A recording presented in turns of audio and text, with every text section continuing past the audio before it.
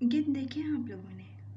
गिद्ध, वल्चर्स, उनकी एक फितरत होती है।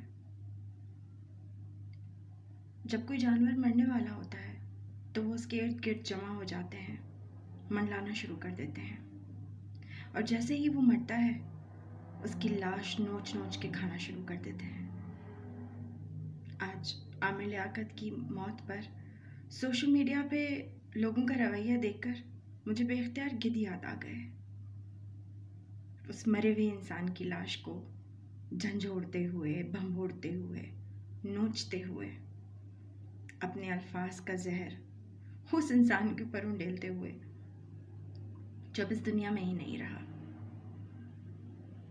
मैं ये नहीं कह रही कि वो कोई पारसा, नेक फितरत या फरिश्ता सिफत इंसान था, लेकिन बहरहाल अब वो इंसान इस दुनिया से जा चुका है, और इस दुनिया में वो जो कुछ कमा के गया उसका कुल मामला अब उसके और ऊपर वाले के बीच है। हम और आप भी फानी हैं, आज हैं, कल नहीं।